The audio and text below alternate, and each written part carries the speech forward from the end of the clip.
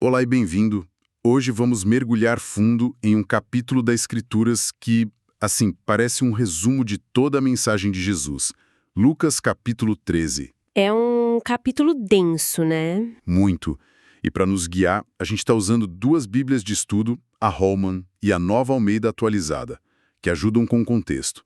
E a nossa missão aqui é rastrear como Jesus, numa sequência bem rápida de eventos, desmonta umas 3 ideias religiosas muito comuns. Quais seriam elas? Primeiro, a ideia de que sofrimento é um sinal direto de pecado. Depois, a de que a tradição é mais importante que as pessoas. E, talvez a mais perigosa, a de que a salvação é tipo um direito adquirido. É uma ótima estrutura para entender o capítulo, porque ele é realmente um turbilhão. Começa com o que a gente chamaria hoje de notícias de última hora, sabe? Exato. As pessoas chegam para Jesus com dois relatos trágicos. Um sobre galileus que Pilatos executou misturando o sangue deles com o dos sacrifícios. Uma imagem horrível. E outro sobre 18 pessoas que morreram quando uma torre em Siloé desabou. E a pergunta que fica no ar, né, que não é dita, mas está ali é: por que eles? Sim, é uma reação muito humana essa de tentar achar uma lógica moral para a tragédia. A gente procura uma equação onde sofrimento é igual a um pecado maior que o nosso. É quase um mecanismo de defesa, né? Aconteceu com eles, então não vai acontecer comigo porque eu não sou tão mal assim. Pois é, o nosso sistema operacional padrão. Mas a resposta de Jesus é um choque. Total. Ele olha para a multidão e basicamente diz: vocês acham que eles eram piores pecadores? De jeito nenhum. E aí ele vira o jogo. Ele vira o espelho para a própria multidão. Mas se vocês não se arrependerem, todos vocês perecerão do mesmo modo. É uma jogada genial e ao mesmo tempo muito desconfortável. É desconfortável porque ele pega a curiosidade sobre o pecado dos outros e transforma num chamado urgente à autoavaliação. Exatamente. E esse é o primeiro pilar que ele derruba. Ele se recusa a validar essa ideia de que a gente pode medir a retidão de alguém pela sua prosperidade Certo, ou pelo seu sofrimento. certo. O ponto dele é que a fragilidade da vida, a certeza da morte, isso é uma condição universal. Portanto, a necessidade de arrependimento também é universal. A tragédia não é uma prova do pecado da vítima. Mas um lembrete da mortalidade de quem está olhando. Exatamente. E para essa ideia não parecer só uma ameaça assim abstrata, ele logo emenda uma parábola. A parábola da figueira estéril. Adoro essa. Um homem tem uma figueira que não dá frutos há 3 anos. E, claro, decide cortá-la. O que faz todo sentido, do ponto de vista agrícola. É um recurso que não está produzindo, né? Sim, está ocupando espaço. Mas o cuidador da vinha, o viticultor, intervém. Ele pede: Senhor, deixe ela por mais este ano. Eu vou cavar ao redor, vou adubar. Se der fruto, ótimo. Se não, aí sim o senhor pode cortá-la. É um apelo pela paciência, né? Sim. E o que é fascinante aqui é como Jesus redefine a ideia do juízo de Deus. Não é um raio arbitrário caindo do céu. Entendi. É apresentado como uma consequência lógica e até relutante de não cumprir um propósito. As notas de estudo destacam que a figueira era um símbolo comum para Israel, e os 3 anos poderiam ser uma alusão ao tempo do ministério de Jesus. Faz sentido. Mas a grande revelação da parábola não é o machado, é a intercessão, é a oferta de graça, um ano a mais com cuidado extra. A verdadeira tragédia, segundo a parábola, não é ser cortado, é o desperdício da oportunidade, do solo, do sol e principalmente desse ano extra de misericórdia. Essa ideia de uma última chance é muito poderosa. E logo depois dessa metáfora assim pública sobre paciência e juízo, Jesus leva esse mesmo princípio para um confronto muito pessoal, bem direto. Isso, a cena muda drasticamente. Para dentro de uma sinagoga. Sim, estamos no sábado, o dia sagrado, no local sagrado, e lá tem uma mulher que há 18 anos vive encurvada. O texto diz que ela era prisioneira de um espírito de enfermidade. Ela não conseguia se endireitar, sabe? Vivendo, olhando para o chão. 18 anos. É uma vida. E Jesus a vê, a chama e com um toque a cura. Na hora, ela se endireita e começa a louvar a Deus. Deveria ser um momento de celebração unânime. Deveria, mas não é. E é aqui que a reação do chefe da sinagoga me parece, assim, desconcertante. Uma mulher que sofreu por quase 2 décadas é curada na frente dele e a primeira emoção dele é Indignação. indignação com o cronograma. É isso, ele não fala com Jesus, ele se vira para a multidão e diz: existem 6 dias para trabalhar.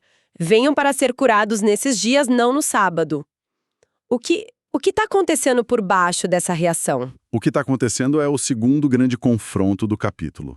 Jesus está desafiando a suposição de que a tradição e as regras são mais importantes que a dignidade e o bem-estar das pessoas. Certo. E a resposta de Jesus é cortante. Ele o chama de hipócrita.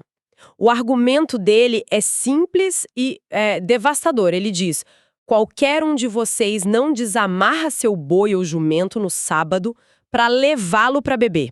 Ou seja, ele expõe a contradição deles. Exato. O ponto é que eles aplicavam a misericórdia a um animal, por necessidade, mas negavam a um ser humano. E aí ele usa uma expressão crucial. Ele a chama de filha de Abraão. Um título de honra, né? Sim, de pertencimento ao povo da aliança. Ele está dizendo que a condição dela, presa por Satanás por 18 anos, era uma escravidão que exigia libertação imediata. E que essa libertação era a verdadeira essência do sábado. Ele restaura não só a coluna dela, mas a sua dignidade. Então a cura no sábado não foi um acaso. Foi uma declaração de princípios. Ele estava mostrando o propósito da lei, não só a letra dela. E o texto diz que os adversários ficaram envergonhados. E a multidão se alegrou. Exato. E aproveitando essa vitória sobre o legalismo, Jesus imediatamente emenda 2 parábolas para explicar como é esse reino que ele está demonstrando. Sim, e as parábolas que ele escolhe são, à primeira vista, muito modestas. O reino de Deus, ele diz, é como um grão de mostarda. Uma semente minúscula. Menor de todas, dizem. Que alguém planta e que se torna uma árvore grande, a ponto de os pássaros fazerem ninhos em seus ramos. E também é como fermento, uma pequena quantidade que uma mulher mistura numa porção enorme de farinha, até que toda a massa fique levedada. O que me chama a atenção é que ele não usa metáforas de poder, de conquista, de exércitos. Ele usa imagens domésticas, orgânicas, quase invisíveis. Qual é a grande ideia por trás disso? Não é só que o reino cresce, né? Não, é muito mais sutil. A ideia central aqui é que o poder do reino é fundamentalmente subestimado. Ele não opera através de força avassaladora, como os reinos deste mundo. Ele trabalha de forma quase subversiva, de dentro para fora. O grão de mostarda cresce a partir de algo insignificante. O fermento transforma a massa inteira, sem fazer barulho, de forma oculta. Jesus está dizendo que o reino que ele acabou de demonstrar curando uma mulher marginalizada começa pequeno, parece fraco, mas tem um poder de crescimento e penetração que é inevitável. E transformador. Exato, é um poder que cria refúgio, como os ninhos na árvore, e que muda a natureza de tudo que toca, como o fermento na massa. Certo, isso muda a perspectiva. Deixa de ser sobre tamanho e passa a ser sobre influência.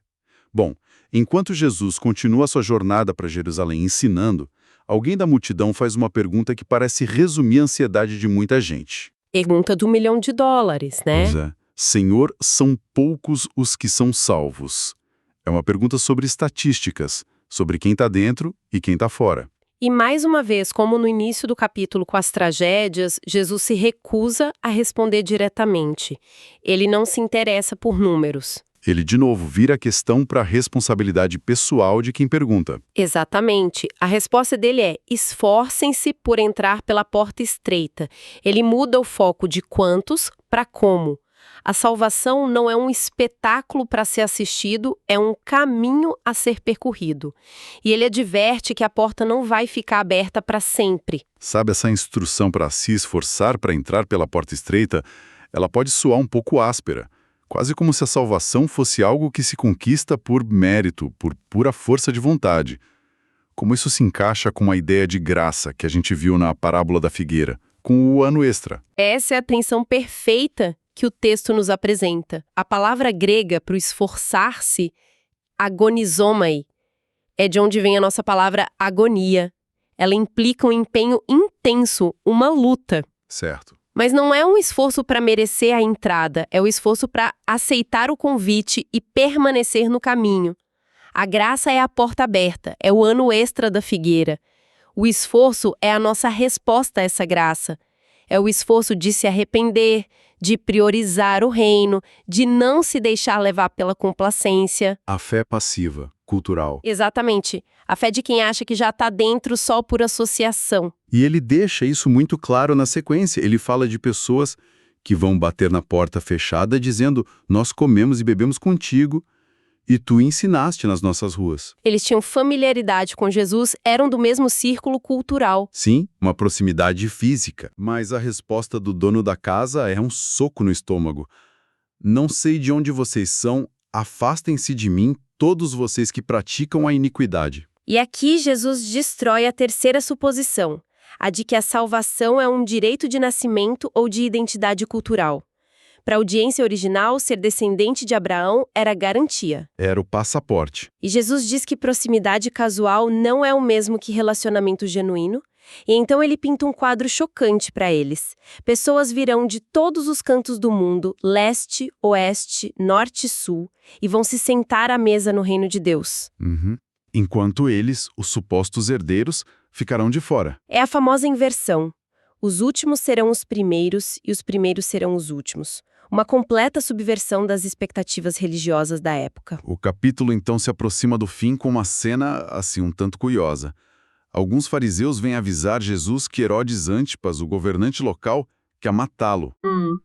Fico pensando, a intenção deles era genuína, eles estavam tentando ajudar ou talvez assustá-lo para que ele saísse do território deles. É ambígua, né? Mas a resposta de Jesus não é nem um pouco ambígua. Ele não mostra medo nem gratidão. Ele mostra soberania total. Sim. Ele diz: vão dizer a essa raposa, o que por si só já é um insulto, comparando um rei a um animal astuto, mas insignificante. Certo. Que eu continuarei meu trabalho hoje e amanhã, e no terceiro dia serei consumado. Ele está dizendo que a agenda dele não é ditada por ameaças políticas. Seu tempo e sua missão estão sob controle divino. E a menção ao terceiro dia é... É uma clara alusão à conclusão da sua obra, que culmina na ressurreição. E ele termina afirmando seu destino inevitável: Jerusalém. E é aí que o tom muda para um lamento profundo e comovente. Ele olha para a cidade e diz: Jerusalém, Jerusalém, que matas os profetas e apedrejas os que te são enviados. É uma fala muito forte. E continua: quantas vezes eu quis ajuntar os seus filhos como a galinha ajunta os seus pintinhos debaixo das asas, e vocês não quiseram. A imagem da galinha protegendo a ninhada é tão terna, tão protetora. É um contraste brutal com a violência da cidade que mata profetas. Totalmente. E esse lamento é a conclusão emocional de todo o capítulo. Ele encapsula o tema central da graça oferecida e da oportunidade rejeitada. O amor de Deus é retratado como esse instinto protetor de reunir, de cuidar. Mas a tragédia é o vocês não quiseram. A autonomia humana na rejeição. Sim, ela é respeitada, mas as consequências são inevitáveis. E a consequência é declarada na frase seguinte: eis que a casa de vocês ficará deserta. Uma profecia pesada. Muito. E ambas as nossas fontes conectam isso diretamente à profecia da destruição do templo e de Jerusalém em 70 d.C. É o resultado final da figueira que se recusou a dar fruto, mesmo depois do ano extra. Um final sombrio, mas ele termina com um fio de esperança, citando um salmo. Vocês não me verão mais até que digam: bendito o que vem em nome do Senhor, deixando uma porta entreaberta por futuro. Exatamente. A possibilidade de arrependimento futuro nunca é totalmente fechada. Mas o julgamento sobre aquela geração por sua rejeição parece selado. Então, olhando para trás para esse capítulo tão denso, fica claro como ele funciona como uma unidade, né? Começa com a ideia de que não devemos julgar os outros, mas olhar para nós mesmos. E termina com um lamento por uma cidade inteira que não conseguiu fazer isso. Exato. Vimos Jesus desmantelar a teologia simplista do sofrimento, a hipocrisia da tradição vazia e o perigo da identidade religiosa complacente. Isso. O fio que conecta tudo é o chamado urgente para uma resposta autêntica e pessoal. Seja diante de uma tragédia, de uma regra religiosa, de uma pergunta sobre salvação ou de uma ameaça política, a resposta de Jesus consistentemente afasta o foco das circunstâncias externas e o traz de volta para a condição do coração humano. Sim. Ele desafia qualquer tipo de fé que seja passiva, cultural ou baseada em presunções. A mensagem é: não presuma que você está bem. Esforce-se para entrar. Produza fruto. Responda ao chamado. E isso nos deixa com uma reflexão final. A parábola da figueira, logo no início, com sua oferta de um ano extra concedido pela misericórdia, é talvez a imagem mais ressonante do capítulo. Ela fica na cabeça. Ela nos obriga a perguntar, em nossas próprias vidas, o que seria o fruto que se espera que a gente produza. E, talvez mais importante, como podemos reconhecer e aproveitar o ano extra de oportunidade que, pela graça, pode estar nos sendo oferecido exatamente agora, antes que o dono da vinha retorne.